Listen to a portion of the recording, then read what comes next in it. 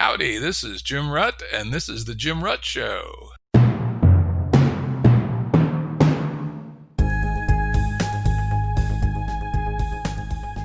Listeners have asked us to provide pointers to some of the resources we talk about on the show. We now have links to books and articles referenced in recent podcasts that are available on our website. We also offer full transcripts. Go to jimruttshow.com. That's jimruttshow.com. Unfortunately, we had some technical issues while recording this episode, and the sound quality isn't up to our usual standards. Nonetheless, it's very listenable, and the content is great. Today's guest is Seth Lloyd, professor of mechanical engineering at MIT and author of the book, Programming the Universe. Hi, Seth. Great to have you on. Hi, Jim. It's great to be here. Yeah, this is going to be an interesting conversation. Talk about going from the microsphere to the macrosphere and everything in between.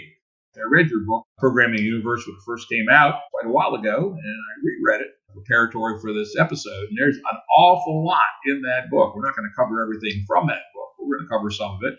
And we're going to talk a fair amount about what is quantum mechanics and what is quantum computing, what's the state of the art, etc. So let's get started. Let's start with some basics. How is the quantum world different from the classical world?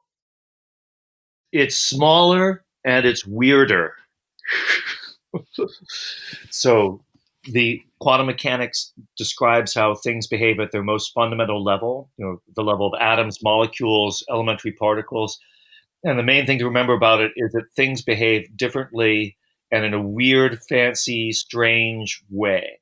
So sometimes it's like quantum mechanics is kind of the James Brown of sciences. Whatever's there, it's got to be funky. Interesting. Yeah, one of my long-term hobbies, actually, is reading in the field known as quantum interpretation. I fell into this weird habit by reading a book called Quantum Reality by a guy named Nick Herbert. Uh-huh. I'm familiar with that book. Yeah, absolutely. Yeah, and ever since I've sort of kept up with the evolution of the field. And it is interesting to hear something so fundamental in our sciences, and yet there's some significant number, like 5 or 10 different interpretations of what it all means, and none of them are inconsistent with the experimental results yet, right? Including one of my favorite, again, sort of the shorthand of quantum mechanics is there's inherent randomness in, the positions, the spins, the various things that we measure. And yet, there's still a school, it seems like maybe it's even gaining strength at the moment, that quantum phenomena may not actually be random. It's just that we don't understand the mechanisms well enough. Maybe talk a little bit about quantum interpretations and your views on what's going on there. Sure, Jim. That's a subject dear to my heart because the way I got into working on ideas of information and quantum mechanics came from doing a master's in philosophy of science at Cambridge University, studying foundations of quantum mechanics and quantum interpretations. So I share your interest in it. And you're right, there are at least 10 different interpretations out there. And the interesting thing about them is they're all consistent with experiment, as you say. And all of them are, each one in its own way, is deeply unsatisfactory. If any one of them were completely satisfactory, then there'd be only one interpretation. But none of them are satisfactory. And I interpret this to mean that really it's hard to come up with a good interpretation of quantum mechanics. In fact, my belief is that we will never have an interpretation of quantum mechanics that satisfies ordinary human beings or smart human beings or philosophers of science, simply because quantum mechanics is so strange and counterintuitive that there's no way to interpret it in that strangeness and counterintuitiveness away. Yeah, that's certainly one of the meta theories, right? That it's just shut up and calculate, basically. We'll never understand it. No, I'm not advocating that. I think we should think about it, but we should be aware that we're not likely to get a good solution. I mean, the basic problem is that, as you mentioned, there's a tension between determinism and indeterminism or chancy probabilistic behavior. That the Schrödinger equation and the equations of motion that govern quantum mechanics are themselves deterministic. So you set them running, you say, here's the situation now, what's going to happen in the future? And then the equations just churn on ahead, and they say, here's the state of the system in the future, completely determined by the state in the past. But when you actually look at the predictions for the results of experiments, and you look at what you observe, then you find that those predictions are probabilistic and not determined. So how do you reconcile those two features? The fact that the underlying theory is in some sense deterministic, and yet it makes probabilistic predictions for what's going to happen. That's pretty tough. Interesting. Now, do you have a view? Do you have an intuition, shall we say, on this randomness versus determinism question, or is it just so damn hazy it's not worth speculating in your view? Oh, no, I do. I have a view which I find reasonably satisfying. I say no views are perfectly satisfying. But as you know well from reading about this, that the kind of original interpretation that people came up with came largely from Niels Bohr, and it's called the Copenhagen Interpretation. And Bohr said, okay, the underlying laws are deterministic, but these just describe kind of microscopic phenomena. And when you get to macroscopic things like measurement devices that are making measurements, then these are, kind of categorically different than the microscopic devices, so their behaviors can be different. And that's pretty annoying because, the devices are made up, our measurement apparatus is made up of atoms and molecules and things behaving according to the laws of quantum mechanics. Why shouldn't they also obey the laws of quantum mechanics? So that's one interpretation. And then another very commonly used interpretation, which is pretty wacky, but is adopted by many people, is called the many worlds interpretation, which says, the underlying laws are deterministic, and so you set this up and the universe evolves in a deterministic fashion, but every time you make a measurement or look at something happening that appears to be probabilistic, the universe splits into two pieces, and you only get one of them. And which one you get is determined by the laws of chance, so it's probabilistic. And that's that explains what's going on. As you say, it fits what we see experimentally, but then you have this piece that every time you make a measurement, this whole other piece of the universe just split off and you're never going to see it again. And it constitutes, another world different from our worlds. That's also not very satisfactory. Yep, it's crazy. In fact, I had a very intense conversation with Murray Gell-Mann one day when I was out at Santa Fe Institute. It started at lunch, and then we ended up walking down to his office and talking for about 2 hours. And we went all around these various theories, and he finally used some words which I found that he probably hasn't used with anybody else. At least I haven't found anybody else that says they ever heard these words from him. He said, Jim, here's one way to think about it, which is take the many worlds interpretation, do the math as if many worlds, but by some mechanism we don't understand, only one of those worlds is actually realized and the rest just don't happen. He said that's kind of a layman's way to describe his own views on quantum interpretation. What do you think of that?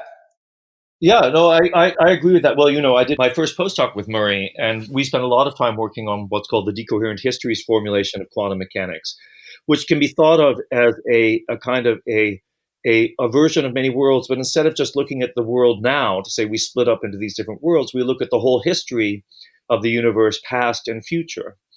And so then we have one past history, but our history can branch off into many other histories in the future.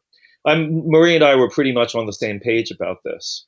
So I actually agree with that. And I have a modest and mild proposal about interpretation here. I think that a lot of the problem that people have, particularly physicists, about this is that the issue about many worlds is it's very hard to believe in the existence of these other worlds in which everything is radically different from the way it is in our world. I mean, are they real or are they not? We have our world about which we have empirical evidence. That's the case. I had a delicious bowl of oatmeal with homemade rhubarb compote this morning. And in another world, I had a delicious fried egg. But I'm in this world, right? So I know that I have information about this world that things are the case. So what distinguishes our world from these other worlds is we have evidence about what is the case in our world. Oh, I like to think of this in the following, and this is, physicists don't like this in general, but philosophers are okay. So physicists want to believe there's only one thing that's real. And if it's there in the wave function of the universe, by God, it's real. The problem with that, with many worlds, is then you've got all these other worlds that are by definition real because just you declared them to be so. So my simple solution to this, which of course will not, many people won't like it. That's okay. Is that really we should distinguish between empirical reality, things that we know to be the case because we have evidence that they're the case, and then this kind of wave function reality being real in the wave function of the universe, because the wave function of the universe contains all these other worlds where things are by definition different, empirically different from the way they are in our world. And so they're different things. We have our world that we see, we know it to be the case, and that's one piece of the whole wave function of the universe. And then the wave function contains all these other worlds, which are real in a wave function kind of way, but not in an empirical fashion. And that, for me, is good enough. Interesting. That's a kind of interesting fudge. I have to try to get my head around that later. It's not a fudge. I'm simply saying that physicists want to say there's only one kind of reality. Right. But I'm saying, okay, there's reality as it exists in the wave function, and then there's what was empirical reality, which refers to one part of the wave function. I'm not fudging. I'm just being precise. Okay, I'll retract fudge and say, that's yet another interpretation. I'm going to try to get my head around it later. Let's talk about another phenomenon, which will turn out to be extremely important as we dive into quantum computing, which is entanglement, non-locality. Could you talk about that a little bit? Absolutely, yeah. Entanglement is one of those James Brown features. I was at a James Brown concert long ago, and James Brown finished a song, and then somebody said, "James, what are you going to play next?" And he said, "I don't know, but whatever it is, it's got to be funky." And so, as I said, quantum mechanics is a James Brown of sciences. It's very funky. And entanglement is kind of the funkiest central funkitude of quantum mechanics. So entanglement is a very funny feature. Well, funny, I don't know about in the ha-ha sense, but strange and counterintuitive feature of quantum mechanics, where things can be correlated with each other or have information about each other, and they have strictly more information than you're allowed to have classically. And it shows up in ways if you have an entangled pair of particles, and let's say we have two electrons and they have spin, and you can say one is spinning clockwise, the other is spinning counterclockwise. They can be in a situation where if you look at each electron on its own, its spin clockwise or counterclockwise is completely not determined. So if you measure it, then you say, hey, are you spinning clockwise or counterclockwise? It will say, in a chance fashion, it will say, oh, I'm spinning clockwise. Then if you measure the other electron, you'll find that the spin is always anti-correlated, so it's in the opposite way. So if the first electron is spinning clockwise, the second one is spinning counterclockwise. Or if you measure the first one, you find it's spinning counterclockwise, you find the second one is spinning clockwise. Now, what's weird about this is that until you actually make the measurement, then the electron is neither spinning clockwise nor counterclockwise. It's spinning both clockwise and counterclockwise at the same time in some weird and funky quantum mechanical fashion that nobody has a good intuition for. And so when you measure the first electron, it has to, as it were, declare itself to say, oh, I'm clockwise. But as soon as it declares itself to be clockwise, you know that if you were to go and measure the other electron, you'd find it's counterclockwise. So there's some weird sense in this entanglement, as it's called, that these two electrons are in an indeterminate but anti-correlated state. And somehow, if you make a measurement on one, kind of thereby making that electron declare itself to be in a determined state, let's say clockwise, then at the same instant, the other electron, has declared itself to be counterclockwise. And this is weird and strange. And Einstein called this spooky action at a distance. Actually, he called it in German, spukhafte Fernwirkung, which sounds more impressive. And for many years, people thought, oh my goodness, this is terrible. It would allow instantaneous communication from one electron to another. Though, as it turns out, it doesn't allow communications. It's merely some funny way in which the two electrons are more intimate with each other. Interesting. Yeah. And in fact, people that are interested in this, your book actually does the best job I've ever seen of explaining why you can't cheat and use entanglement to send information over a distance. But that's the easy fallacy to say, looks like faster than the speed of light. Suppose we had two electrons that were separated. One went to Alpha Centauri, one stayed on Earth. You did a measure on Alpha Centauri. We could tell here on Earth some information. Your book does a great job of explaining how that can't happen. Mother Nature just does not seem to want us to act at the speed of light. I believe this to be a good thing. And not just a good thing, it's the law, right? If we talk later on about time travel, I can qualify that statement. Oh dear. We may not get there. We'll see.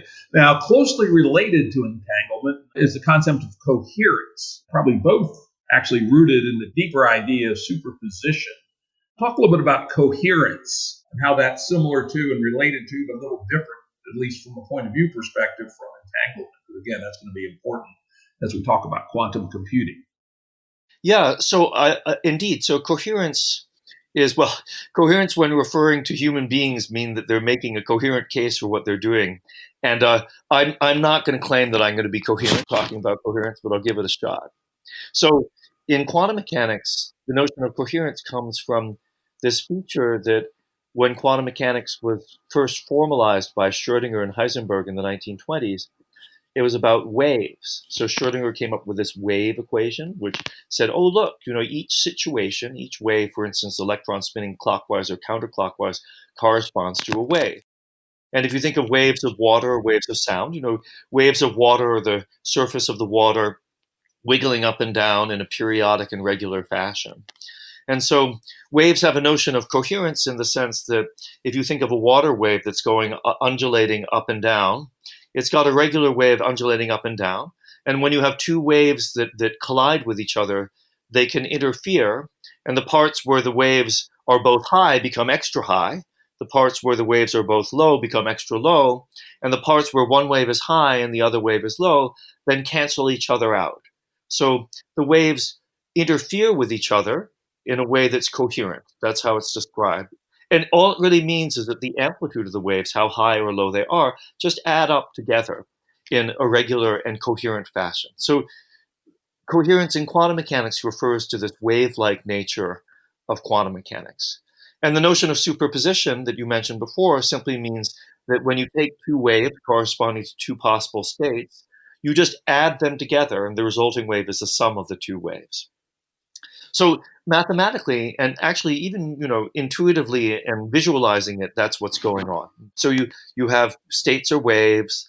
Coherence means that the waves can add up in a systematic fashion, and superposition means that if you have a state of two waves, then you just add them together.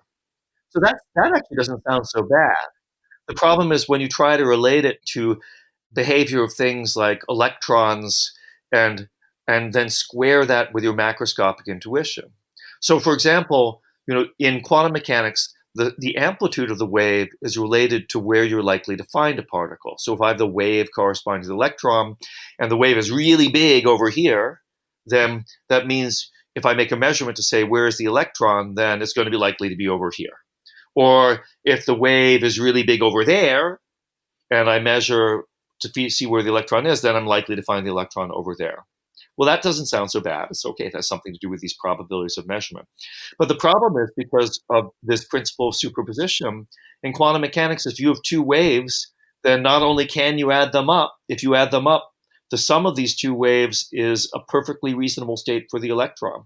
So, the wave electron over here, okay, wave with the electron over there, that's fine. But when you add them up, you have a wave where there's a big amplitude for the electron being over here and a big amplitude for the electron being over there. And what does that mean? Well, it means that in some funky quantum mechanical sense, the electron is here and there at the same time.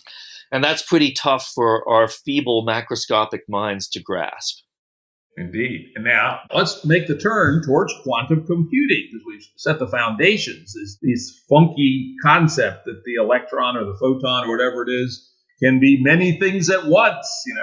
How do we use that to produce quantum computing, and how is it fundamentally different than classical computing?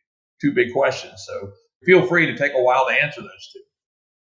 Well, Jim, since you set it up pretty well, I think we are in good shape to look at that, because really the basic difference between quantum computing and classical computing is what we were just talking about. That is, quantum computers are just ordinary computers. You got bits of information. You code information in bits, you flip the bits in a systematic fashion, and then you perform a computation. You process the information. That's what classical digital computers do. That's what quantum computers do. But because quantum computers have access to this quantum funkiness, then what they have is something more than what classical computers have. In particular, let's think of this electron. Actually, in a classical computer, the way you store a bit of information is you've got a whole bunch of electrons. You put the electrons onto a capacitor, you put them over here, and you call that, 0. You put them over there, you put them on another capacitor, you call that 1. Okay? And when you flip the bit, you say, oh, let's move the electrons, let's open a switch, and let the electrons flow from this capacitor to this other capacitor. Capacitor is just like a bucket for electrons. You toss electrons in the bucket, and then flipping a bit in a computer is like, oh, let's take the electrons from this bucket and we'll empty it into that other bucket. So we take it from the 0 bucket, we pop them in the 1 bucket. Okay, fine. And then, the way that classical computers work is just simply doing this in a systematic fashion. Let's say, oh, let's empty this bucket if this other bucket is full, and then let's fill up this other bucket if the other bucket is empty, and then let's do this many, many, many, many, many, many times, and that's what digital computers are doing. Okay, what about a quantum computer?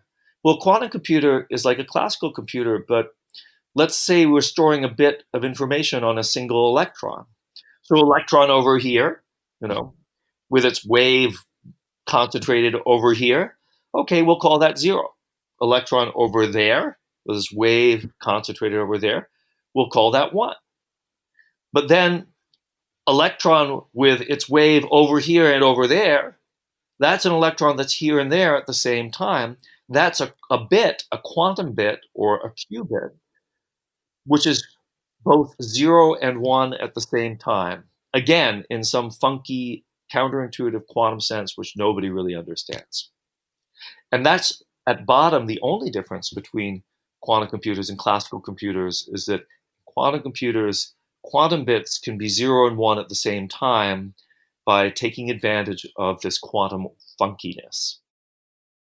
It turns out to have a huge difference in the capabilities of computation, right? I mean, the fact that we can, in some sense, explore all possible solutions more or less simultaneously, at least for some algorithms, give an unbelievable boost in their capability. For instance, the first time I ever heard of quantum computing was Shor's algorithm. And believe it or not, there was probably 15 minutes when I actually understood Shor's algorithm and worked through it enough to really understood how it worked. And I go, holy shit. Could you maybe run through a little bit how a relatively small quantum computer could do what seems impossible, which is to factor huge numbers? How does entanglement allow that to happen? Yeah, absolutely. We were just talking about how in a quantum computer, a quantum bit can be 0 and 1 at the same time. And then 2 quantum bits can be, they don't have to be either, 0, 1 or 1, 0. They can be 0, 1 and 1, 0 at the same time. They can be in a quantum superposition of the 2 states 0, 1 and 1, 0. And when they're in this state, then they're in this entangled state. Because if I measure the first one and I find the answer is 0, then I know the second one is in the state 1. If I find the first one in the state 1, I know the second one is in the state 0. So this principle of superposition, that a quantum bit or a qubit can be 0 and 1 at the same time, when you apply it to 2 or more qubits, you get entangled states. And this is key for using quantum computers to solve hard problems. A good way to think of this is the following. So remember that the state of a quantum system corresponds to a wave, to a solution to the Schrödinger equation. And a classical computation, all the bits at any given time have a well-defined value. So, each one is either 0 or 1, but not 0 and 1 at the same time. And, so all the bits in the classical computer at one point, they're like 0, 1, 1, 0, 1, 1, 1, 1, 0 for a small classical computer. But in a quantum computer, the bits can be 0, 1, 1, 1, 0, 0, 1, 1, 0, and 1, 0, 1, 0, 1, 0, 1, 0, 1, 0, 1, 0, 1 at the same time. Again, it's hard to understand how that works in our intuitions, but it's just a superposition of 2 waves. So a nice way of thinking about this is a metaphor, but it's a very precise metaphor because it actually has to do with waves, is that a classical computation, which is a sequence of states of bits, is something like, Gregorian plain chant, like Dona nobis homine, where there's only one sound, there's no harmony. It's just a melody, one sound at each point. Whereas a quantum computation is the superposition of many sounds simultaneously. It's a symphony. Everybody's playing at once, and if they play at once in a harmonious fashion, you can make a sound that you could never obtain or even know what it sounded like if you just had a single chant with a single note. So, as I say, this is a metaphor, but it's a good metaphor to keep in mind. So, what happens for solving hard problems like Shor's algorithm? So, in 1994, my colleague Peter Shor showed that if you had a quantum computer, you could use this symphonic nature of quantum computation to solve a problem of considerable practical interest, which is code breaking. And he showed you could use quantum computers to break the commonly used public key cryptosystems that we use whenever we, buy something over the internet. When we buy something over the internet, I say to Amazon, I'd like to buy these tea bags, please. And they say, okay, send us your credit card number. And I would say, well, I'm not going to send my credit card number openly over the internet. They say, that's fine. We're going to send you a public key, and you're going to use that to send us your credit card number. And once you've combined your credit card number with a public key, nobody will know what your credit card number is, but we'll be able to decode it using our private key when you send it to us. And I say, okay, that's fine. I really want my tea, and this sounds good. So you do that. And this is very useful, as you can imagine. And this is what happens with all these transactions over the internet, that whenever you want to send private information, the retailer sends you a public key, which you use to encrypt your information in a way that nobody else can encrypt, so that nobody else can discover it. So Shor showed that by being able to do something called factoring, to find a number, given a number which is the product of two large numbers, to find the other two large numbers, which when multiplied together make the first number. So you're given R, which is the product of P and Q, and given R, you want to find P and Q. That's the factoring problem. Like 15, given 15, it's like, 15 is 3 times 5. So when the numbers get very, very big, this is a very hard problem, and Shor showed how to do this. The way that he showed how to do this is related intimately with the wave-like nature of how information is represented in quantum mechanics. So if you have a wave, like a wave in the ocean, then the wave can have different wavelengths and different periods. So when the waves are small, the wavelength is short, and the waves wiggle up and down very rapidly. When the waves are big, the wavelength is longer, and the waves are wiggling up and down more slowly. So Shor showed how to encode the answer to this hard problem of factoring and code breaking into a huge long wave that stretches over. If you were to actually stretch it out in space, it would be larger than the length of the universe. But if you can stretch it out, you can kind of curl it up into the quantum bits of a quantum computer. And you want to find the period of this wave. You want to find how fast it's wiggling up and down. And classically, this is very hard to do. But quantum mechanically, because quantum mechanics is all about waves, it turns out that it's quite possible in a straightforward fashion. If you're given a huge long wave and you want to find out how fast it's wiggling up and down, you can do that very efficiently and straightforwardly on a quantum computer. It's because quantum mechanics is about waves to begin with. So Shor took this wave-like nature of quantum mechanics, showed how you could encode the answer, the solution to a hard problem by finding the wavelength of a long periodic wave, and then showed how you could use a quantum computer to find that wavelength, and thereby factoring the numbers and breaking the code. It's a very, very, very beautiful piece of work, and it shows intimately how quantum mechanics actually works, because it takes this very important feature of quantum mechanics, this wave-like feature, ordinary bits don't have, but quantum bits, qubits, do have, and then shows that how to elegantly solve a hard problem. Yeah, that's an interesting. As I said, I understood it for about 15 minutes. And here's an interesting personal story. Shor's algorithm was actually central to a key decision I made in my life. How about that? Who would have thought it, right? In 2000, I had an opportunity to sell my internet company to VeriSign, the company that ran the digital certificate business. which was based on the RSA crypto algorithm that you just described. At that time, essentially all the digital certificates that did what you described, which was secure the transmission over the web of your credit card to Amazon, were sold by VeriSign. Essentially, they had a quasi-monopoly. There was one small competitor. They eventually bought them out. Anyway, they wanted to buy my company. And so one of the things I had to do as part of the due diligence, we were a publicly traded company, so we had to be quite public about all our due diligence, was estimate what is the chances in some reasonable period of time that Shor's algorithm will get implemented in a quantum computer and break RSA, right? We literally had to do that, right? And again, this was 2000, so nobody had any fucking clue really about how fast quantum computing would progress. But we talked to some people, and I will say in classic American short-term business thinking, we concluded that there was essentially no chance it would happen in the next 5 years. So we went ahead and did the deal. And then interestingly, after we did the deal, I ended up running the digital certificate business. How about that? So I literally had to worry about a little bit. I convinced myself I didn't have to worry about it anytime soon, which is a good pivot, actually, to the Shor's algorithm and many other algorithms in theory are exceedingly powerful. However, to get that power, there has to be a size of entanglement, essentially, or at least an effective size of entanglement to solve a problem of size X, right?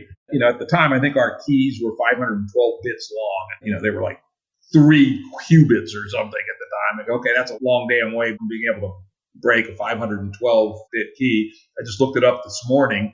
The minimum specified key length for digital certificates now is 2048 bits. And so essentially, this RSA encryption algorithm is in a race, adding more bits to stay ahead of the increasing power of quantum computing.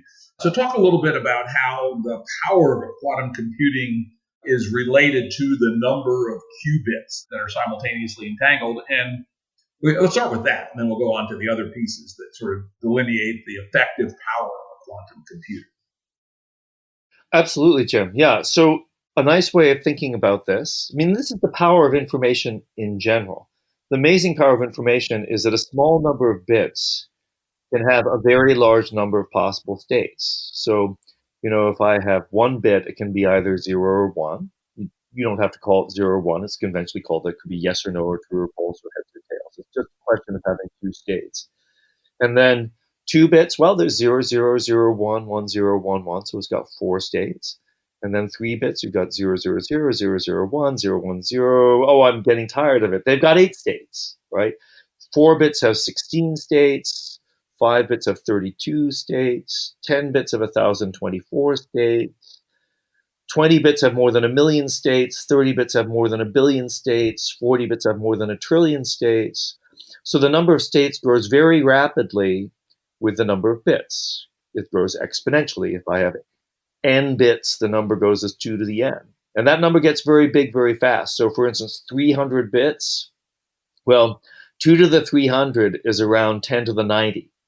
10 to the 90 power is the number of elementary particles in the universe.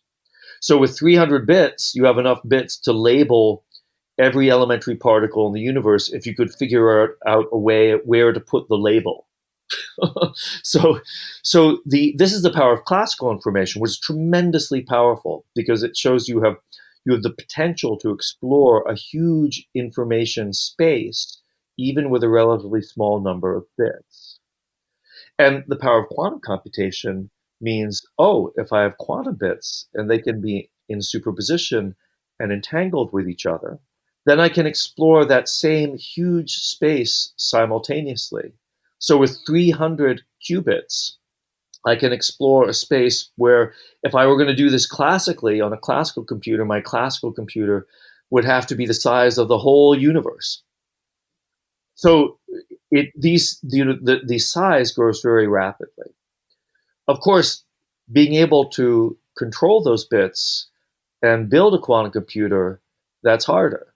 So back in 1993, before Shor's algorithm, I made the first technologically feasible design for a quantum computer.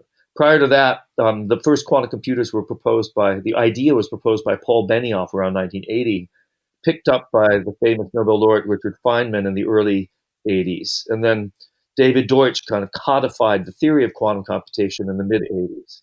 But all that time, nobody had any idea how you could build a quantum computer. There's some quote from Feynman at some conference. He says, I'm going to talk to you about this notion of quantum computation. Now, you may think I'm crazy and nobody has any idea how to build these things, but I'm going to talk about it anyway. So back in the late 1980s, early 1990s, I said, wonder how you might build one of these things. And I started working on how the physics of building quantum computation. Early 1990s, I learned about what's called electromagnetic resonance, which is what happens when you zap atoms with lasers or when you zap spins with microwaves. And I realized, hey, you zap atoms with lasers in the right way, you could build a quantum computer. So I published a paper in Science called A Technologically Feasible Quantum Computer. That was 1993. And in 1994, I started working with folks to start making the first quantum logic gates and the first quantum computers. And so it worked very well, except the quantum computers only had a couple of quantum bits.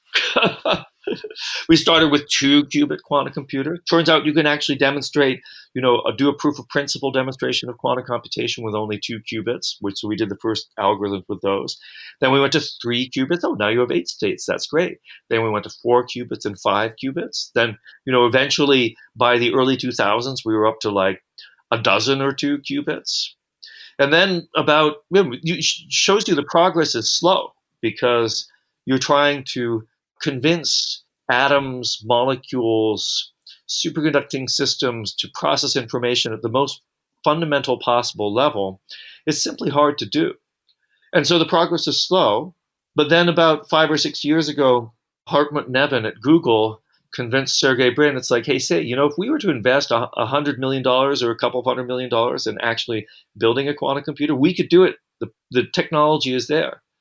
And they hired John Martinez from University of Santa Barbara, and they went wild, and they immediately started building quantum computers that had, 20 qubits, 30 qubits, 40 qubits. And then IBM and Microsoft, who had been, working on quantum computing for decades, and to kind of like, at a smaller level, they say, hey, Google's eating our lunch. We got to do this too. So they invested $100 million, and then they started building much larger quantum computers. And then places like, Intel and Huawei said, we don't even know what a quantum computer is, but we better invest in this too. Anyway, so the last 5 years, things have been going kind of crazy in the field, but the net result is that now people have quantum computers with, on the order of 50 to 100 quantum bits. They're still not big enough to factor large numbers and break public key cryptosystems, thereby instilling fear in the heart of agencies with 3 letters in their name, like NSA. Not that such agencies have hearts, but anyway, so they still are not there in terms of breaking the public key cryptosystems. But it's starting to look like it's within shouting distance of doing so. Why has it been hard? Why do you have to spend hundreds of millions of dollars to get 100 bits to talk to each other? Jesus, that doesn't sound too hard. But obviously it is. So what makes that a hard problem? It's useful to remember what happened when people first started building, conventional electronic digital computers. They first started with vacuum tubes, and then they started with transistors. And in the computers that you had to wire together a huge number of vacuum tubes or a huge number of transistors. Each vacuum tube or each transistor corresponded to a single switch or a bit. And the vacuum tubes would break and blow out, and then, some bit in your computer has blown out. Where is it? How do we find it? And so to build a conventional classical computer with a few hundred or a few thousand bits also took an apparatus the size of the room, an effort by a huge expensive effort on the part of the government, and years to build. So it's hard because you're trying, with computation, it's hard. You're trying to build a system with many different parts that functions reliably, and you can control each of the parts. That just isn't easy. It was already hard to do back in the 1950s and early 60s in terms of vacuum tubes and transistors. And now we're trying to do this at the level of individual atoms. The change in conventional classical computing came with the invention of integrated circuits in the late 60s, early 70s, where it became clear, look, we can actually have a systematic way of putting lots and lots and lots and lots of transistors on a single semiconductor chip, and then we can figure out ways to scale it up and to make more and more and more, while maintaining things in a reliable, functioning state. So with quantum computers, the place we're at right now is more like the place where classical computers were back in the vacuum tube era of the 1950s, early 1960s, where we're just trying to figure out the basics of how we put together the different qubits, how we make them talk with each other in a way where they can do so accurately, and come up with schemes for scaling up. And so it's simply hard to do. It was hard to do with classical computers as well. And it's a lot harder if the things you're putting together are individual atoms. You have to address each atom individually. You have to make them talk with each other pair by pair. You have to zap them with lasers to try to tickle them and convince them to process information the right way. It's not an easy thing to do, and it's taken a long time. Moreover, it's not even clear, even though huge progress has been made in the last 5 years about this, it's not even clear we're going to get there, because just in the same way when we had vacuum tube computers, it's like, this is never going to work. Vacuum tubes we have a computer, once we have 10,000 or 100,000 vacuum tubes, they're always going to be blowing out. We can never make this happen. So we're still at the stage where we're aspiring to make them bigger. If we can make them bigger, that'd be great. I mean, not just for it's fine to factor large numbers, break public key cryptosystems, and thereby screw up the whole business of the world, which is to buy extra crap on the internet. How disruptive would that be? But there's lots of other great applications for quantum computers as well, and those would be wonderful if we could achieve them. And it looks right now that they might actually be within our grasp. Interesting. In addition to the number of qubits, which is what we usually hear about in the popular press, I had a concept, quantum computational density, which I don't know if that's a word that you all actually use, but I use it myself. And I include the number of qubits plus how long you can keep the entangled qubits from decohering and the error rates. And the sort of the three together provide a combination which talks about the actual amount of work you can get done. How do those other two parts, the decoherence times and the error rates, factor in the equation of how useful quantum computation can actually be? You're right on target there, Jim. Those are very important. You can't actually think of how to build a quantum computer without actually looking at this three-dimensional space rather than a one-dimensional space. So how many qubits you have, how long can you keep them coherent, which in the quantum mechanical case is how long can you keep this kind of wave coherence of the different waves making up the different states of the qubits. Because once they become incoherent, you have a qubit that's that's 0 and 1 at the same time in this funky quantum mechanical way. It's because it's coherent. But when it loses its coherence, then it just lapses into something much more classical, which is being either 0 or 1, which you can get just classically. So there's the coherence time, which is how long you can maintain this superposed wave-like nature of entangled qubits. And then finally, there's the error rate, which you can think of as when you're flipping qubits from one state to another, how accurately you can do that. So right now, the numbers are kind of like, well, we have 50 to 100 qubits, and the coherence times for superconducting qubits are on the order of 1/10,000th of a second, 100 microseconds, 100 millionths of a second. And during that time, you can put in on the order of 10,000 individual qubit operations or qubit flips. And the error rate, so the precision which they can be done is currently around 99.7%. That's kind of the world record right now for the accuracy of an individual qubit. So 3 parts out of 1,000. Sounds pretty accurate, but it turns out that if you actually really want to do something like factor a large number, you're going to need something like 100,000 qubits. You're going to be able to do millions of operations, and to do this, you're going to need error rates that are kind of 1 part in 10,000, 99.99% rather than 99.7%.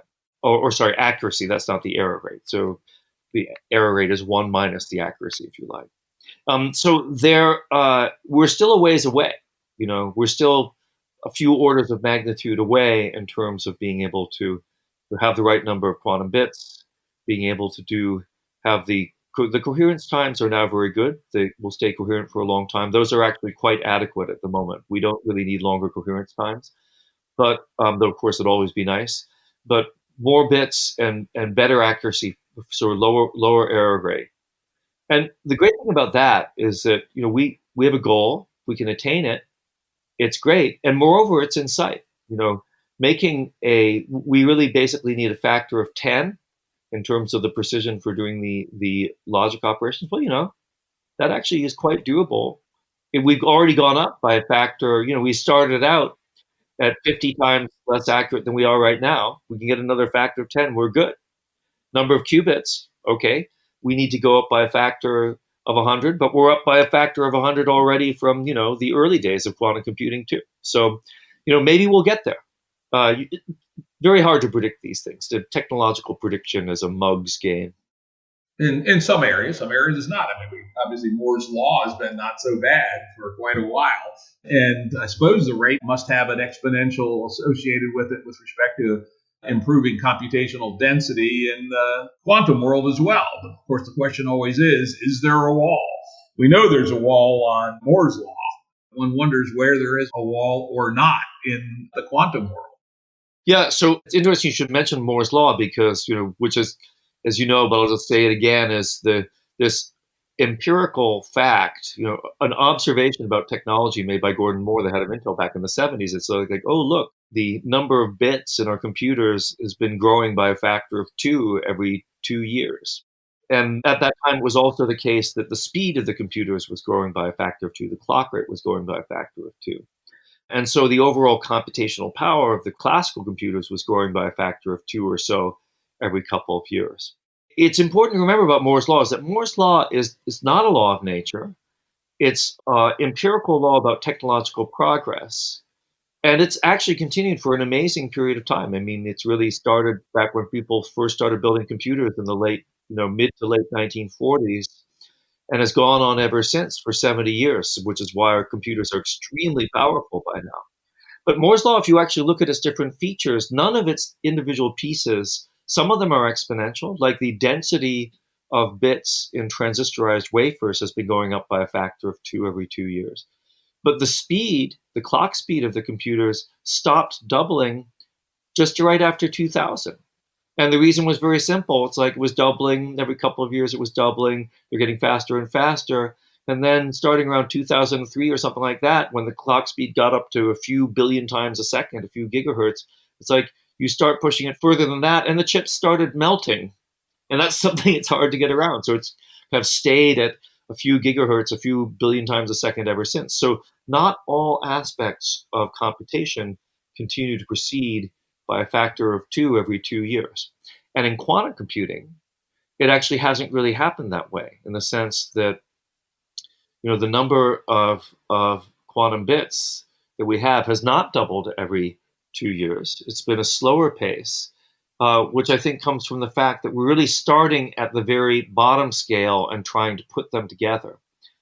In Moore's law, it was really an observation about what happens is when you've got a good platform, the silicon wafer, and the etched chip, and then you proceed by making the materials more pure, by making the etching more precise, by allowing you to pack more transistors on the chip by a process of miniaturization.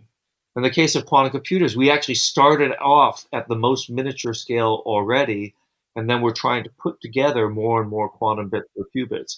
It's a different kind of process, and it hasn't been obeying Moore's law.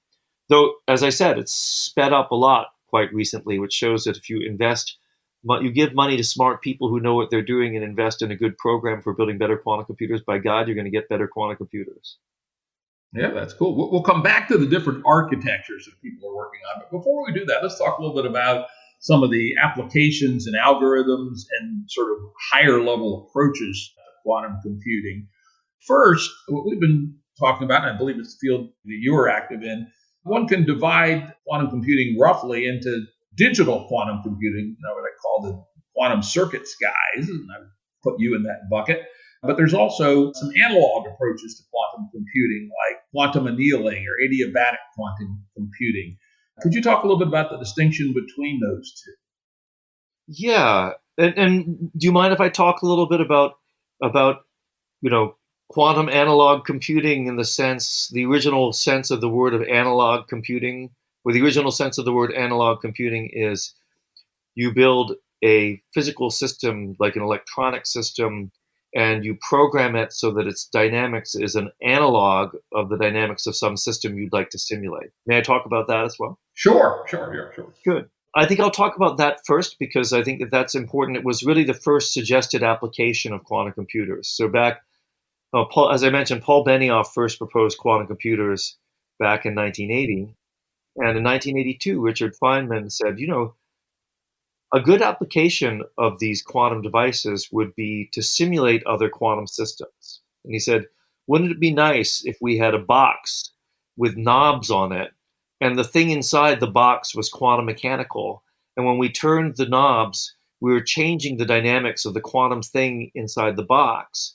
And if we turned the knobs to the right setting, we would program this quantum dynamics in the box to be an analog of the dynamics of something we want to simulate. For example, we might want to simulate strong interactions in elementary particle physics, or we might want to simulate quantum gravity and what happens inside a black hole, or we might want to simulate what happens to electrons as they hop around inside a semiconductor. All of these are very quantum mechanical kinds of processes. They're very hard to simulate on a classical computer because the classical computer has to follow all these different waves that are wiggling around in superposition, and there are a lot of these waves. So it's hard to simulate these quantum systems on a classical computer. So Feynman said, hey, wouldn't it be great to have a quantum simulator that could actually simulate these other systems? And he was basically proposing the quantum version of an analog computer.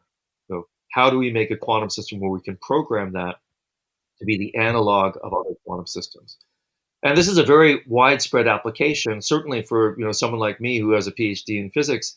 It's like, and doesn't understand how quantum systems are behaving. It would be awesome to have a quantum analog computer, a quantum simulator that you could use to say, now I wonder why this superconducting system is not behaving the way it should. Let's try another design. Let's see what happens. Let's simulate it. Let's see what happens if we do it this way. That would be awesome. So that's a great application. And that is one of the applications that, in fact, is for quantum computers that's the most practical right now. Pretty much as soon as quantum computers began to be built, remember I proposed the first design in 93. Ignacio Serraca and Peter Zoller proposed how to build quantum computers using ion traps in 94. I started working with Hans Moe in Delft to do superconducting quantum computers in 96 and 97. First superconducting quantum computers were 1999, Yasunori Nakamura, Shensai at NEC. So these technologies have been developing. One of the very first applications is this quantum simulation. Back in 94, I looked at this original Feynman paper and I said, hey, that's a great idea. Now that we have quantum computers that are being built, how do we do this? So I started writing algorithms for quantum simulation, analog quantum computers, and pretty soon I convinced David Corey at MIT to start implementing these. And now these are one of the primary applications that people use for quantum computers. One of the most exciting ones is to use it for figuring out chemical structure and drug discovery. These are wonderful applications for even quite small quantum computers. And that's taking the kind of quantum nature of a system that's processing information. And as you were saying before, you're just kind of writing the rules for how this quantum system behaves so that it behaves like another system that you want it to behave like. And this is a great application for quantum computation. And then you mentioned several other applications for quantum computers that are not, this digital kind of quantum computation where the paradigm or the most famous example for digital quantum computation is Shor's algorithm and factoring, as we were talking about before. So I call this, quantum systems being quantum. So, and being quantum is easy for a quantum system, but it's very hard for a classical system to figure out, like you or me or classical computers to figure out what it means for a quantum system to be quantum and how it's behaving this way. So there's what's called adiabatic quantum computing, where you have a quantum system where it always remains in its lowest energy state, its so-called ground state, but you slowly change the parameters of the system so it oozes over into a new ground state, a new lowest energy state. And at the end of this kind of slow process of changing, that's what adiabatic means. It basically means moving so slowly you always remain in the ground state. At the end of the slow process of changing, you've changed the parameters of your system so that the final state of the system encodes the answer to some hard problem that you couldn't find in any other way. That's a very cool use of quantum computers, and there's a company, D-Wave, that's been making these adiabatic quantum computers now for 15 years, and that's a great application of quantum computation. And then there's a whole host of other applications, including the use of things like light and continuous variables, things that wiggle up and down in continuous ways, like the states of light, interactions of light with atoms and matter, to try to make systems that can compute and solve problems that you couldn't do otherwise. In fact, there's one of the reasons why building large-scale quantum computers is not so easy is that quantum systems give you a huge set of possible opportunities in ways to construct novel quantum devices and have them process information in novel ways. And the fact that they give you great opportunities makes it hard to take advantage of any one of them. So I guess how do we say it? With great quantum opportunity comes great quantum responsibility.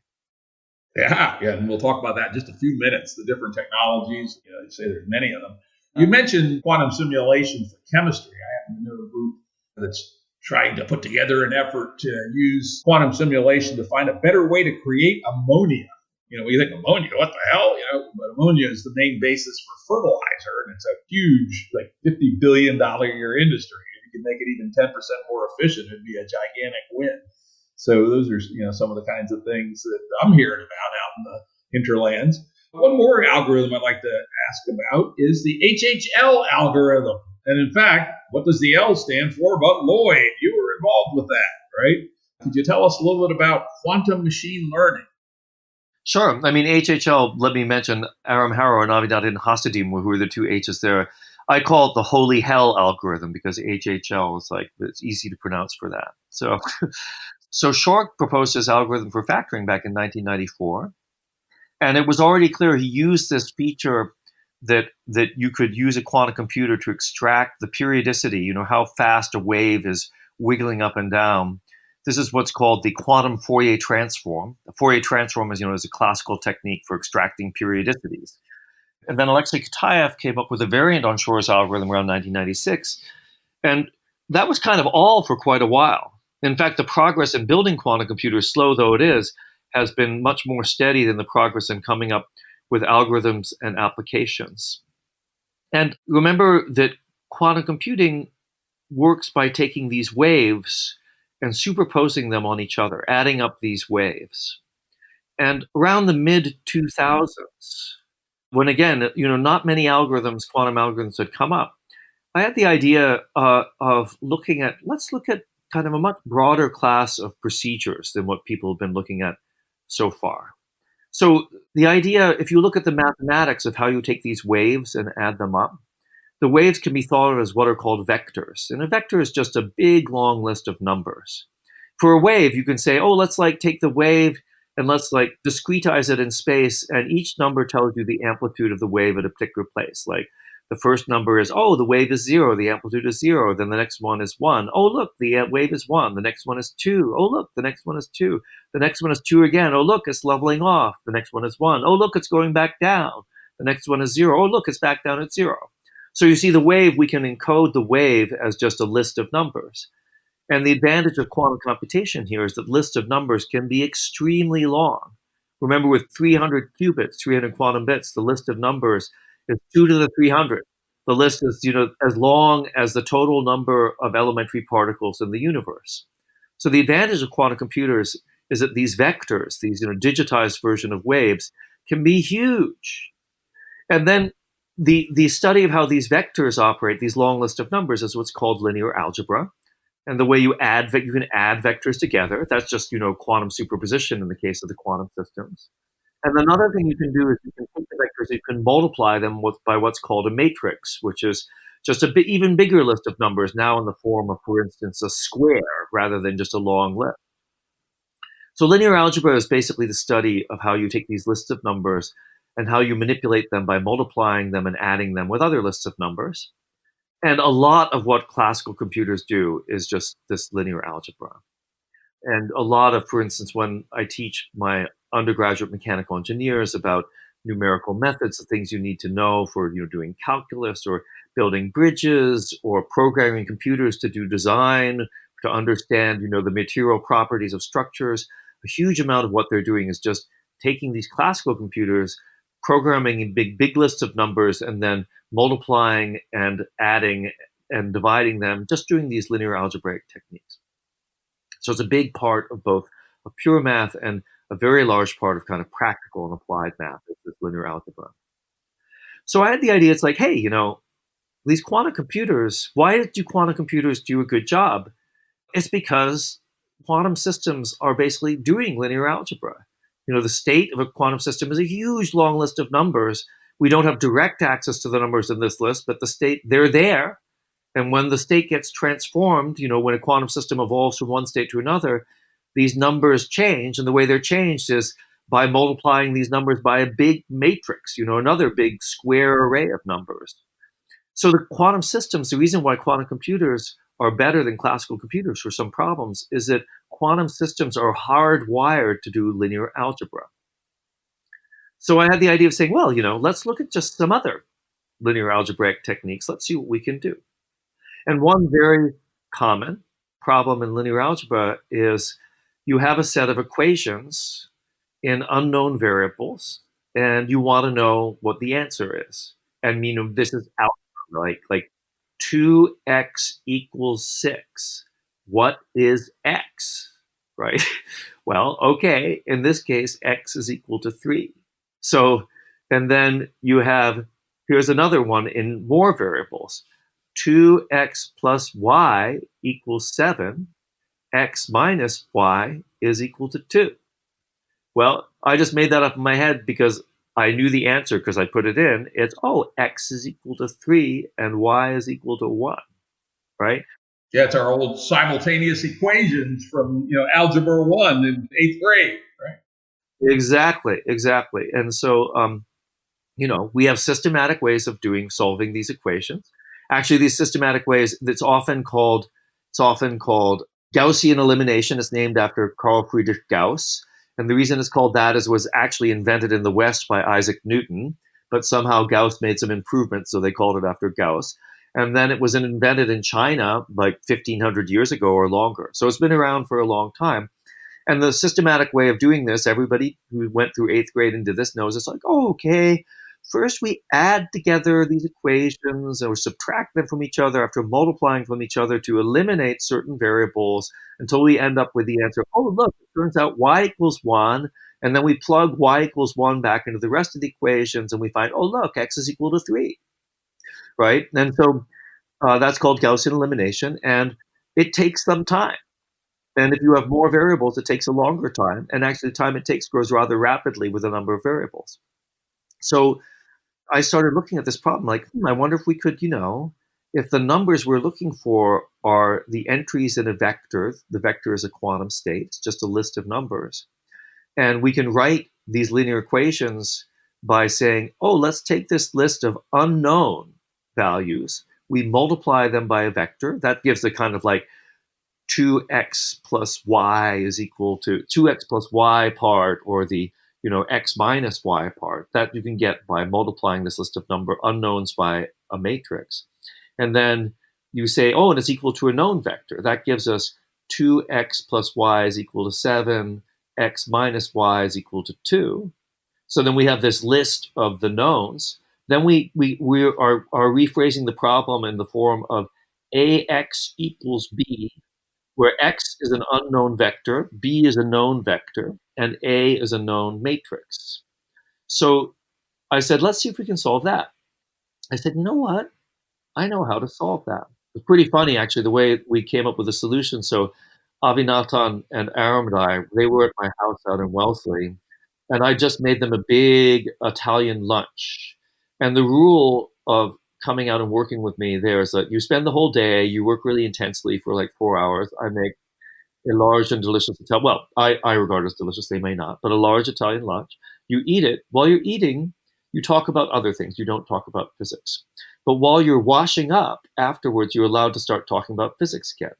And we were washing up after the lunch, And Aram said, well, so Seth, are you have any problems you're working on? I said, yes, I am actually working on this problem, ax equals b, and we want to find x is equal to the a inverse multiplied by b. And I said, I can do 99% of this problem because I can I can solve the problem at the form of, I can say I can produce e to the a inverse x, where this is just some, different version of the same problem. I said, but I can't get to the last step. And Aram said, oh, but that's easy. And he explained how you do it. And that was it. Yeah, it's a wonderful story about collaboration. Exactly. And then, of course, then it took 3 months actually to get the paper written, to figure out all the dot the I's and cross the T's and put in all the epsilon and deltas. But then we had the answer to that. And I think first of all, it's a fun problem because it solves a very fundamental question in linear algebra. That I think is great. But I think the other thing that was really fun about that work is it kind of said it's not just like there are just a few problems in linear algebra that we can solve. Like this original one from like finding periodicities from Shor's algorithm. It's like, oh, look, we can solve equations with a whole bunch of unknowns. And then a bunch of us realized, this means that pretty much all of linear algebra, which is a huge field, right? Pretty much all of that would be much, much, much faster on a quantum computer if we could build one. Which leads me to my next question. When I read about HHL, I said, linear algebra. What else is based on linear algebra? Deep neural nets. Has anyone, to your knowledge, attempted to at least design the algorithms for what neural nets might look like on a quantum computer? Absolutely, and that's exactly what we decided to look at. Was just so neural networks are a classical method for trying to figure out simulate on a computer in a stylized fashion what happens inside the brain. And famously, they're used in very widespread fashion now. Artificial neural networks are used for machine learning, for finding patterns in data, because it turns out if you make huge honking artificial neural networks and turn them loose on gigantic training sets of data, that they do pretty well, at least, for extremely important societal problems like recognizing pictures of kittens on the internet.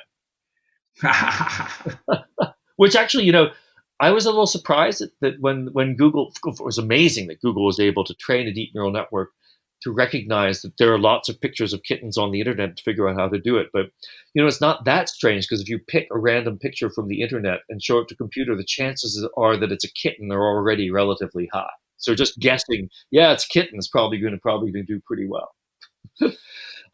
So this is a great question, Jim. And that, in fact, is one of the primary proposed applications of quantum computers right now, is quantum machine learning in general, and things like quantum versions of neural networks in particular. And I think here is there's a tremendous opportunities, because we have these fantastic classic machine learning algorithms now. It's no secret that over the last 5 to 10 years that classical machine learning has been going wild and accomplishing things that were very unexpected. Whereas previously, actually, for the previous 20 or 30 years, it hadn't been working that well, to tell the truth. Somehow this threshold got crossed where the amounts of data got big enough, the computers got more powerful, and the methods were refined to the point where they could really do some pretty impressive things. Not just, beating the world Go champion in Go, or recognizing, doing facial recognition or pattern recognition or voice recognition. It's kind of a lot of things are coming together. That doesn't mean I'm still going to be willing to get into a car that's driven by some big machine learning algorithm and have it drive me around at 70 miles an hour through the streets. But there's still some glitches to be worked out. Yeah, but the quantum version of this is remarkable as well. And I think that it suggests going forward, one thing that we're working a lot in my group is kind of a partnership between quantum methods and the classical methods. Because as you say, classical neural networks, the way that they work is you take a huge vector, a huge long list of numbers, you multiply it by a gigantic matrix called a weight matrix, and then you take the resulting vector that you get after transforming this vector in this fashion using linear algebra, and then you apply some kind of nonlinear transformation on it. This nonlinear transformation is the analog, the computational analog to what a neuron does. The neuron has all these synapses with signals coming in. Those signals get processed in a way where they get combined and added and subtracted from each other in a way which is like this, multiplying these signals, these list of numbers by a matrix. And then the nonlinear part is, okay, do I fire or not? The neuron's question is like, oh, well, yeah, if the inputs, process inputs get above a particular threshold, by gum, I'm going to fire. If they're not, I'm going to keep my powder dry. I'm not going to fire. So the nonlinear part is this firing part in the neurons. The linear part is this combining of a huge number of incoming messages. So for the quantum version of neural networks, a really great application of quantum mechanics is like, oh, look, the quantum systems are great at combining vast numbers of these signals encoded as quantum states, adding and subtracting them, multiplying them by different numbers and putting them together. Let's take those and then let's combine them with a classical device that's going to take the results, of say classical measurements made on these states and then do these nonlinear transformations. And this kind of hybrid architecture, it's one of the nice things about it is, it's going to be at least as powerful as either the quantum or the classical on its own, because, you could always just turn the classical part entirely off and have a fully quantum device, or turn the quantum part entirely off and have a fully classical device. But by getting them to collaborate with each other, the quantum and the classical, you have a device that is at least as powerful as just classical or just quantum on its own. That's a very exciting set of applications. Yeah, it looks like an area that's going to be well worth following. I look forward to doing that. Let's now turn to something that our investor listeners, which we have some, would be interested in, which is the underlying technical substrates for implementing quantum computing. Two of the big ones that seem to be still hanging in there as the two leading contenders are superconductors and trapped ion. Could you talk a little bit about those two, and then we'll talk about some of the others? Yeah, it's a very good question about, I'm sure there's a lot of question right now. It's like, there's a race to build the first scalable quantum computer. Who will win? The fate of the known universe hangs in the balance, that kind of thing. And I think the first thing to recognize about how you build a quantum computer is that, pretty much any quantum mechanical system could be a quantum bit, because the whole quantum in quantum mechanics tells you that there's this kind of discrete nature, this kind of digital nature to quantum mechanics at bottom. So recall, when I made this first design, back in 1993 for how you might build a quantum computer, I scraped around for years, like for 5 years or so, trying to figure out how to do this, because there was no technological guidance. Nobody knew how to do it. And then finally I said, hold it.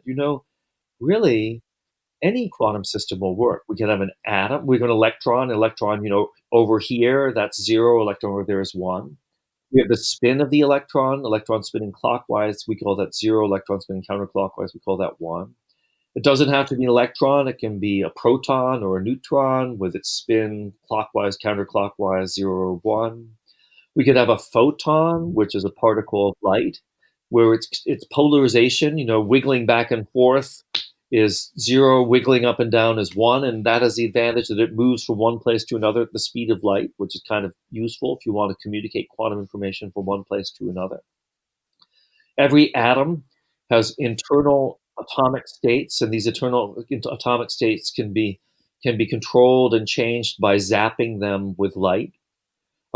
Any two atoms that interact with each other, their interaction can be taken to perform a quantum logic operation.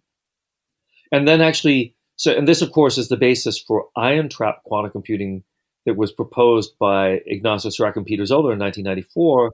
It's like, oh, yeah, look, you can take, or maybe it was 1995, I forget. It was a little after Shor's algorithm. They said, look, you can take these ions, which are atoms where an electron has been stripped off, as in the old joke, two hydrogen atoms stagger out of a bar, and one says, oh, shoot, I lost an electron. And the other one says, are you sure? And the first one says, yeah, I'm positive. Sorry. Ha, ha, ha, ha. Terrible joke. That's terrible. That's a groaner of the first water. Anyway, you strip electrons off the atoms. They're now ions. They're positively charged. So they repel each other. And then you trap them in a trap that has both static and dynamic electromagnetic fields, and you can line them up in a trap. They interact with each other because they repel each other because of their positive charge. And they have internal states that can store quantum information for a very long period of time. They make excellent quantum bits or qubits. And then you can take their interactions, the fact they're interacting, and then by tickling them in the right way, you can get these interactions to allow them to perform quantum logic operations on several quantum bits at once. It's a very nice substrate or design for making a quantum computer. The atoms are extremely coherent. They have very long coherence times on the order of hours, right? And so coherence is not a problem. The laser techniques for zapping the atoms with lasers, for getting them to talk with each other, those are very well developed. And so you have very high accuracy gates with very low error rates. And there really the main problem is just from the technical limitation of putting ions together in ion traps. Once you've got about 100 ions in a single ion trap, that's about all you're going to get into one ion trap. Otherwise, there are too many and it starts to fall apart. So then you have the problem of, if you want to build a scalable quantum computer to make it larger and larger, you have to put more and more and more ions together. And indeed, you need a way of having different ion traps talk with each other. And this is currently the technologies for doing that are kind of slow processes of quantum communication that take quite a while to move quantum bits from one ion trap to another. That, I would say, is probably the biggest bottleneck at the moment to making large-scale computers using ion traps. Because the other features are great. The coherence is amazing, impeccable, basically eternity so far as we're concerned. We're not worried about quantum coherence in the ion traps. The decoherence time is very long. The control parameters in terms of the performing low error rate gates, that still has a lot of work to do. Remember the kind of like benchmark you really want to get is 99.99% accuracy for performing individual gates. There's still a 9 or 2 away from that. They've got a factor of 10 or more for doing that. But that's in good shape. There, the bottleneck is this communication. But this is a great technology. For decades, because of the long coherence control characteristics, ion traps were considered to be the front-running technology for building quantum computers, ever since they were proposed by Sirac and Zoller and then implemented. And this is one of the features for which Wineland got his Nobel Prize in physics. So that's a great technology, one of the two front-running technologies. Then, so that was early 90s or like 94, 95. Mid-90s, a bunch of people started talking about the possibility of using superconducting systems for performing quantum computation. As I mentioned, my introduction from this came from talking with Hans Moij, M-O-O-I-J, hard name to pronounce, a very distinguished professor of physics at the Technical University of Delft, kind of the MIT of Delft, except in Holland they believe it's better than MIT. So anyway, I'm not sure I believe that, but it's a great place. And Hans had the idea that you could use something what's called macroscopic quantum coherence that had been talked about a lot by people like Tony Leggett, who got his Nobel Prize for elucidating how superconductivity worked. So the idea here is, and other people, by the way, like, as I said, Shansai, Yasunori Nakamura, were working on the same idea at the same time. So the idea of macroscopic quantum coherence is the following. So a superconductor is a state of matter, typically something like a metal, like aluminum. And when you cool it down below a certain temperature, you find mysteriously and quite remarkably that the resistance for the flow of current goes to zero. This is because below a certain point, and in order to get resistance, you need the thermal excitations of the system to be sufficiently great that it will knock the electrons out of the state that they're in order to get resistance, but there's just not enough energy in the thermal fluctuations to do that. So the electrons, once they start going, they just keep on going forever. And so you can build a loop, a superconducting loop, where one of the states of the loop is electrons going around the loop forever in a counterclockwise direction. And another state of the loop is electrons going around the loop forever in a clockwise direction. These are perfectly reasonable states of a superconducting system. Now, if you have macroscopic quantum coherence, then what happens is this macroscopic state of the electrons, we're talking a state of trillions of electrons here, trillions of electrons going around the loop clockwise forever, or trillions of electrons going around the loop counterclockwise forever. You can create a quantum state which is trillions of electrons going around the loop in a clockwise direction and in a counterclockwise direction at the same time. Just in the same way you can have a single electron that's over here and over there at the same time in some funky quantum mechanical sense that nobody understands. So this macroscopic quantum coherence is really weird because it's like, wow, a trillion electrons going clockwise around the loop and going counterclockwise around the loop at the same time. It just doesn't make sense. And it doesn't make sense, but that's the way it is. And in the late 1990s, Yasunori Nakamura, Shensai at NEC, and subsequently Hans Moy and Caspar van der Waal at Delft, in an experiment that I was honored to be able to participate in and helping with the theory, managed to demonstrate this macroscopic quantum coherence and showed the existence of the first superconducting qubits. So that was 1999-2000. And amazing, wonderful demonstration, brilliant experiments. And the only issue for using these for quantum computing is that the qubits sucked. That's a technical term, by the way. Yeah. That's the acronym, SUCK, right? Exactly. You could get these supercurrents going in this quantum superposition, and they go around the loop, a few hundred times, and that was it. Then the whole thing would fall apart. They decohere. The coherence times were very short.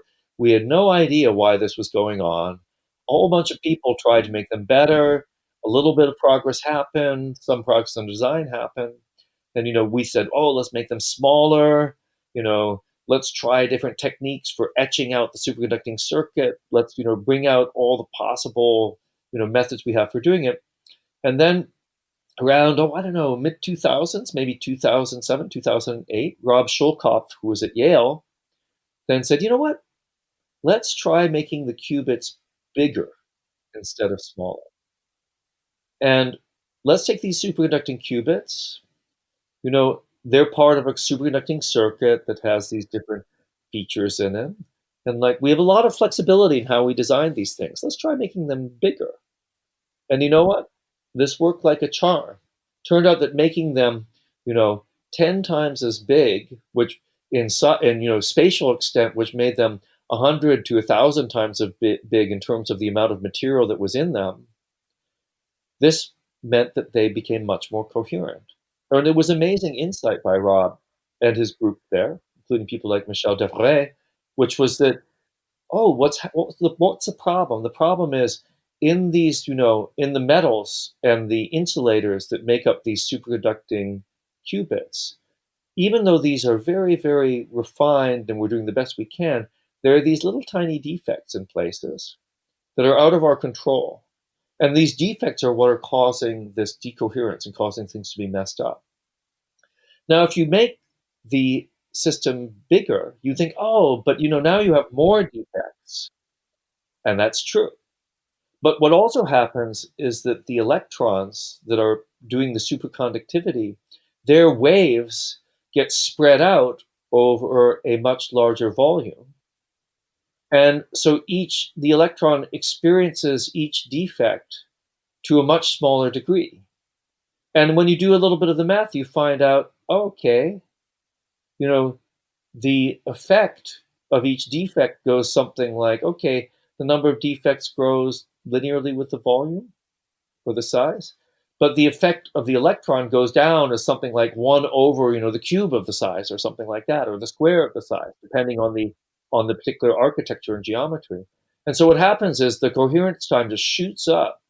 And along with this innovation, along with other innovations we're going on other kind of superconducting systems, the coherence times of these superconducting circuits went from being 100 nanoseconds, a tenth of a millionth of a second, down to 100 microseconds, or 100 to 1,000 microseconds. It went up by a factor of 10 to the 4 of 1,000 to 10,000, even 100,000 over the course of around a decade or less. And that meant that all of a sudden these superconducting qubits, which previously had been limited by their coherence times, that was no longer the limitation. An amazing, wonderful technological advance. And the thing about superconducting qubits is because you can etch them on chips with technologies that are similar to those where you etch semiconductor chips.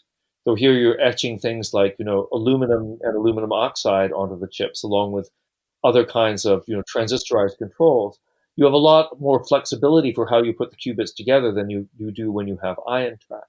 So now we have these two technologies, and the ones that when Hartmut Nevin had this insight, hey, we can do this, we can wrap this up. He said, let's go with the superconducting technology. The time is ripe for that. We can build larger superconducting tech chips.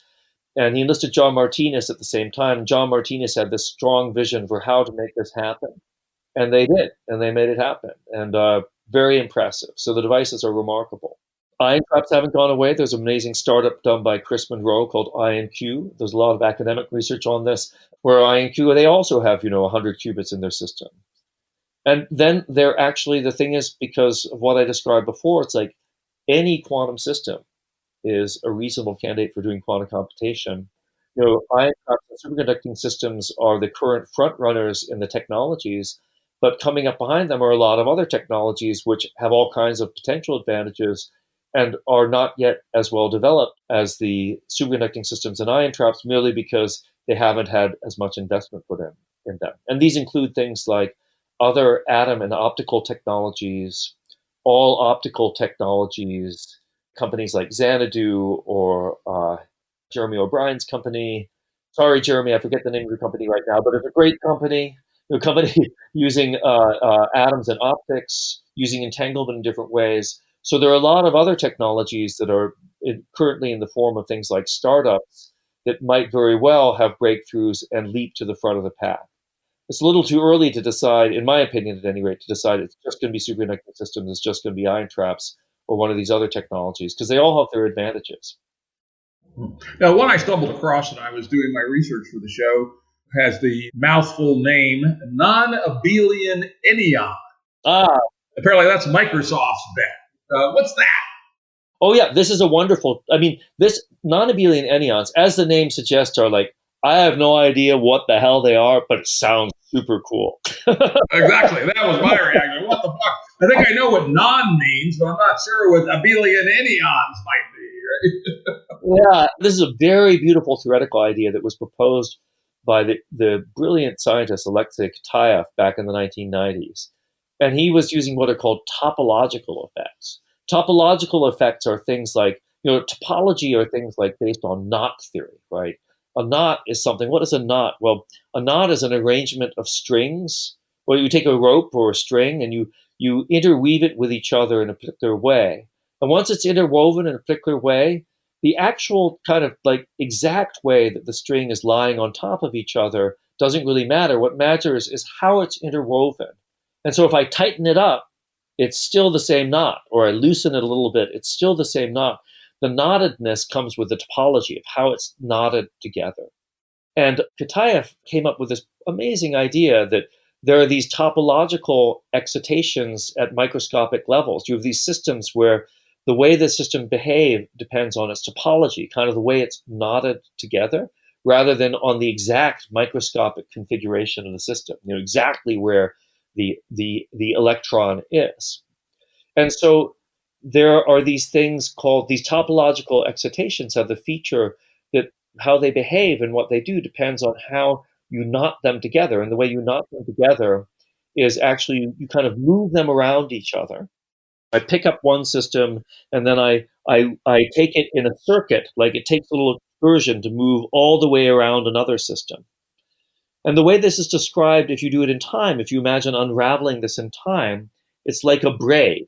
I have, the time, the history of one system is a string. Here's one system that's sitting still. It's just like a string that's pulled tight. And then the history of the other system that I'm moving around, it's like another string, but I take the string and I take the front of the string and I move it all the way around the other system. So I'm braiding the history of this system around the other system. Does that make sense? It's hard. This would be easier if I had some props with me. Yeah, it's hard to get one's head around, but it's interesting that it's essentially quantum manipulation of topologies. Holy shit. Right. So it's you just by taking system and moving one system around the other, then that's a kind of, if you unravel this in time, it looks like a braid, where a braid is you just have a series of ropes or strands of hair. And you pick up one strand and then you braid it around the other system. Properties of the dynamics of these systems end up being a property of this braiding. And so the topological part is the braiding part. And then the fact that what happens to there's a kind of a trivial way of braiding, which is called abelian braiding. Whereas if you do it to one system, then you do it to another system, it doesn't matter what order you do the braiding in. And that is not enough doing quantum computation. The non-abelian part says what happens to the quantum systems depend on the order in which you braid one around another. And then the enneon just means that you can do anything you want with these topological systems, including doing quantum computation with it. So the non-abelian quantum computation with non-abelian enneons comes from this braiding of these topological quantum systems around each other. I know it's like I'm just doing my best, Jim. I'm just doing my best. I can do no more. Yeah, let's hop up to how does it do on our three factors: number of qubits, decoherence time, and error rates. So great. So that's what is good about these topological systems. It's the fact that the way they behave is insensitive to just kind of the microscopic state of the system. Remember, in a knot, I can have a knot that's where its knottedness and the form that the knot takes doesn't matter, just like how tightly the strings are pulled or not. It doesn't matter, I have a loose knot and I move a little bit of string to one place or another. I poke around in the knot. It's still the same knot. Even if I move everything around and I pick it up and I shake it. Yeah, that's topology, right? The topology is that what it's doing is insensitive to, the details of the geometry, right? So the great thing about these topological computational methods, and this was pointed out by Kitaev in the 1990s, is that the computation that they're performing is insensitive to the exact way that you braid things around each other. You're a little sloppy about how you braid the things around. Who cares? What happens in terms of the computation is exactly the same. So the great thing about this from a theoretical perspective is these topological methods of computation, which are the ones being pursued by Microsoft, are intrinsically insensitive to how you do this. So they've got an intrinsic error correction built in already. Whereas in a kind of a more, if I may call it, conventional quantum computer like an ion trap or a superconducting system, you have to explicitly encode the error correcting in by building a whole bunch more qubits, by doing a whole bunch more error correcting operations, and it's a mess. So that's the real advantage of these topological methods. And this was, as you mentioned, this is a method so there they have the kind of error rate. If you can make it happen, then you're in great shape. And Microsoft, a long time ago, decided back in the late 90s, due to the brilliance of Michael Friedman, who is a Fields medalist, the mathematical equivalent of the Nobel Prize, except even more prestigious, Fields medalist in all things topology. He said, look, back in the 80s, he was already saying, look, maybe we could use these topological methods with quantum systems to do computation. And then in the late 90s, he started Station Q at Microsoft back in Santa Barbara. It's like, let's make this happen. And Microsoft's been working on it ever since. A beautiful set of ideas, wonderful experiments with these topological excitations, which, previously didn't exist. They now actually exist. The problem is they exist at the level of, 1 qubit. And they haven't yet been able to do a single 2-qubit operation. So from the theory side, it's fantastic. From the basic physics side, it's amazing. The experiments done by people like, Charlie Marcus or Leo van Couwenhoven at Delft, they're beautiful, wonderful experiments, kind of Nobel Prize character kind of experiments. But in terms of building quantum computers, the number of qubits is very small. In fact, they still don't really have 2 qubits to rub together. That's not much. So then on our 3-part model, they're good on decoherence, they're good on error rates, but they can't so far figure out how to even entangle 2 qubits. Well, yeah, so that's a problem. Now, it's possible that they may have some breakthrough in this, but, turns out that this particular method, maybe because it's so beautiful and fancy and accomplishes all these other things, you don't get something for nothing. So by having this kind of these topological methods, you have to struggle so hard to get these beautiful resilient topological quantum excitations that the rest of the features, like scaling it up, then you take a big hit in that. Yeah, no free lunch, right? Now let's jump out of the fairly straightforward world of quantum computing into the wild blue yonder. Late in your book, actually it's in the beginning too, and here and there, but especially late in your book, you start making some strong arguments about the universe as a quantum computer and some amazing claims about how thinking about the universe as a quantum computer solves some minor little problems like quantum gravity, right? Which is the biggest question in physics today. How the hell do we reconcile the macrosphere and general relativity with quantum mechanics? So why don't you go on a rap here for a few minutes on the universe's quantum computer and what that insight provides us in terms of trying to figure out how the universe is. Well, Jim, this is a story that I've been very important for me personally, because the question of quantum information and quantum gravity is how I got into the field in the first place. In 1983 and 84, I was a graduate student at Cambridge on a Marshall Scholarship doing this master's in philosophy of science, and I took Stephen Hawking's graduate seminar on quantum gravity. At that time, I said, this stuff that I'm doing about information and quantum mechanics can really fit in well with this quantum gravity stuff. And I started working on it ever since. I've been working on it ever since, not very successfully, may I say, and actually nobody else was doing this for a long time. And now just suddenly, all of a sudden, in the last few years, everybody's decided that quantum information and quantum gravity goes together. So that's nice.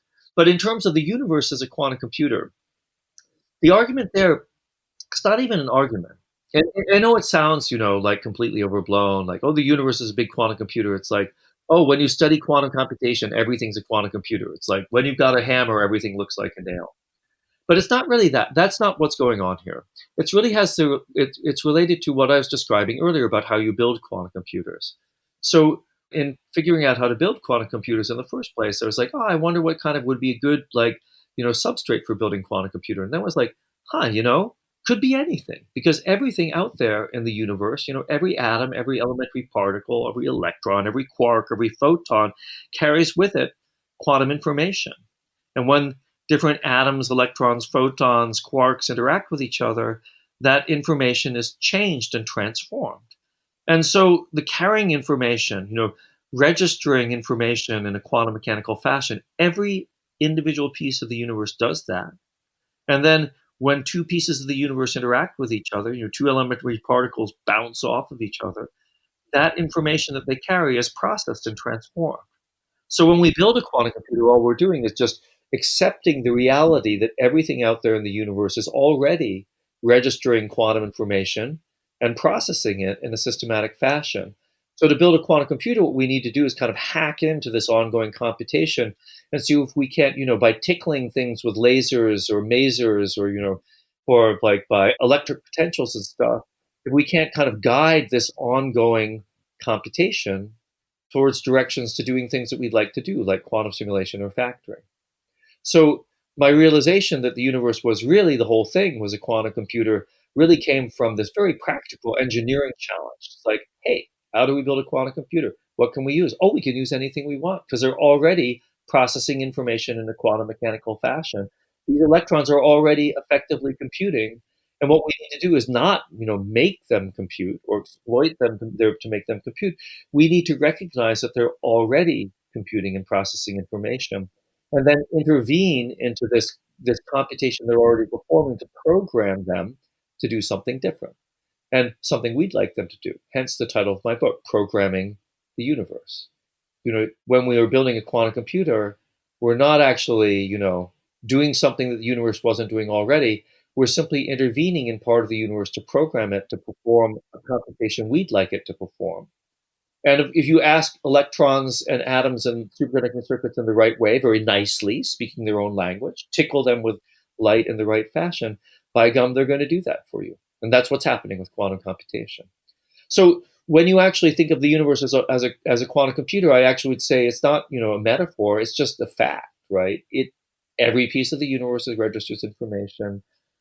When pieces of the universe interact, they're processing information.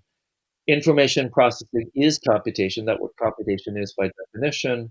And the universe is processing information and computing in a quantum mechanical fashion. It's just a fact. It's not a metaphor.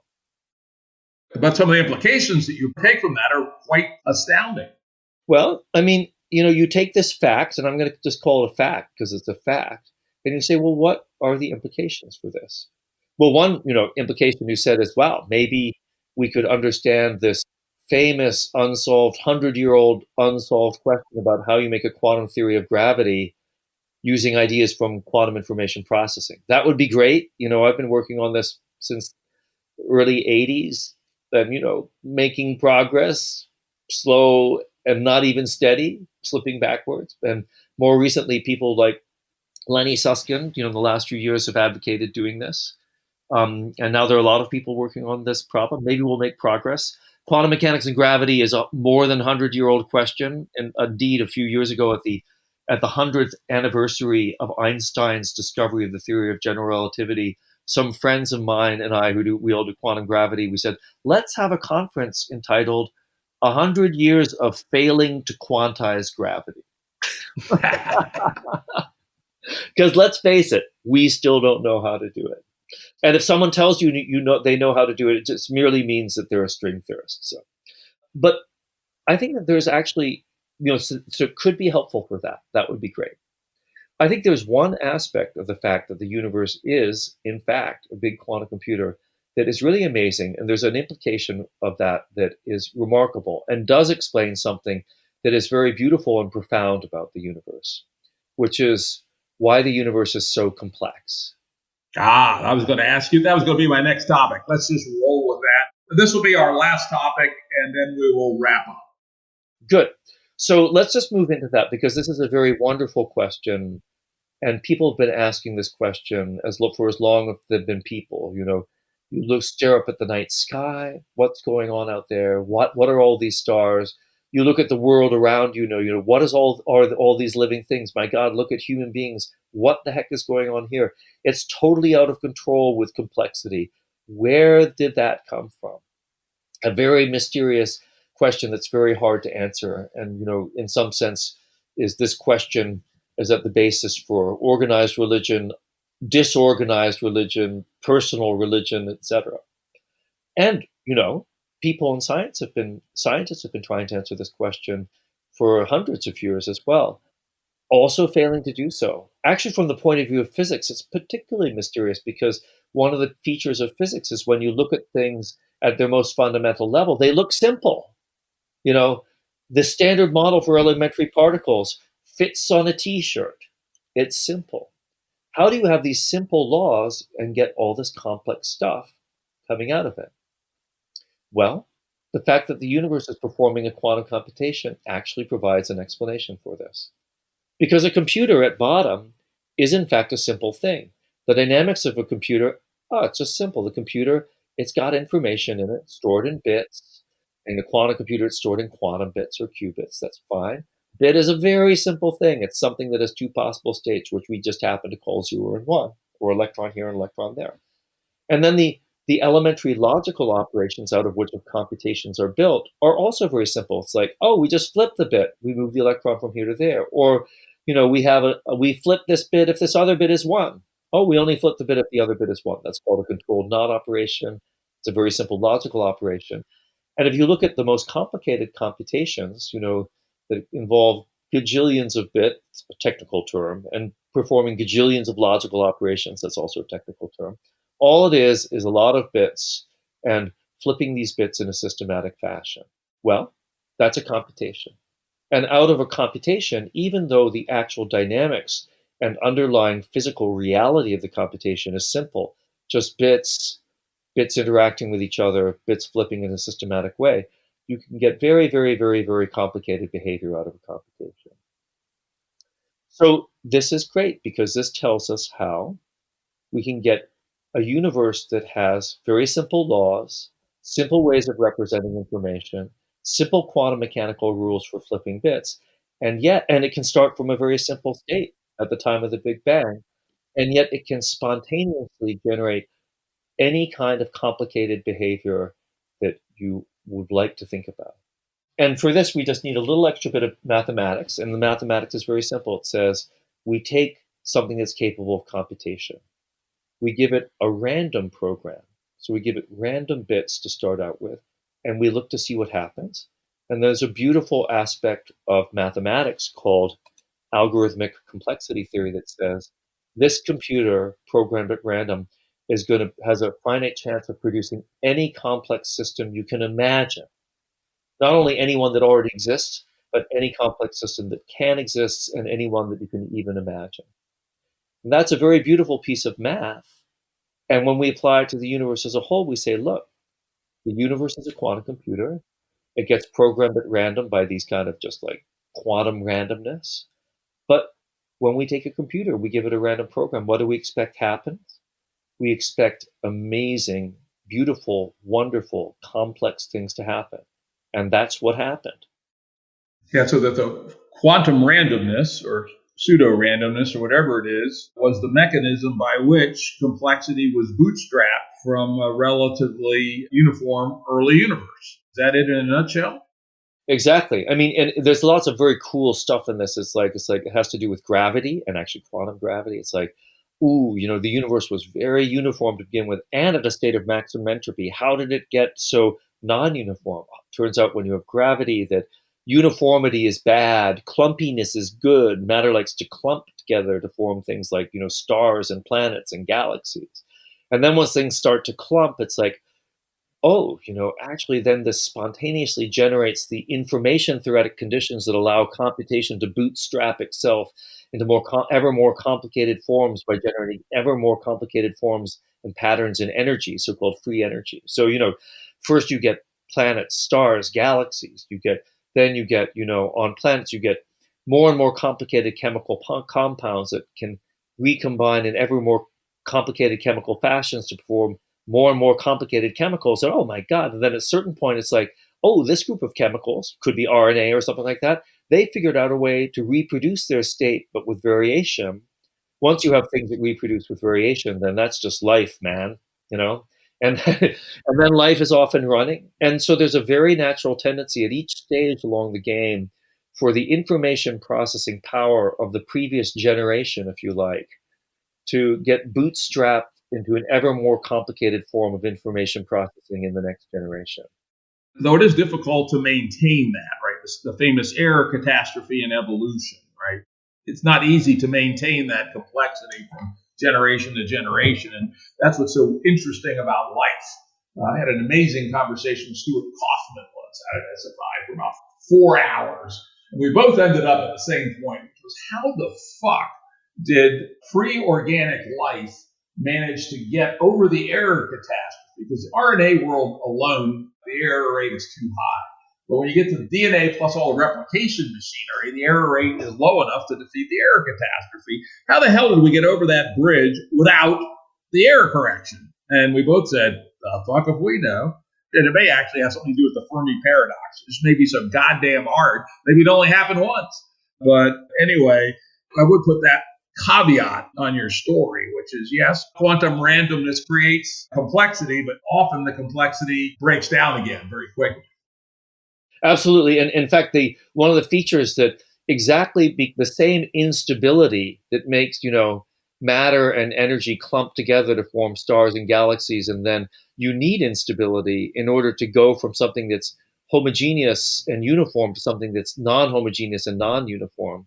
The same, instability that says, simple groups of chemicals together are not unstable to the formation of more complex groups of chemicals. And then, just complex groups of chemicals are unstable to the set of autocatalytic sets and say something like the RNA world, if that's how the world came together. But then the RNA world is unstable to things that have DNA and error correction that can be more meticulous and create even more complex forms. So I don't claim to understand this, but something like that definitely happened.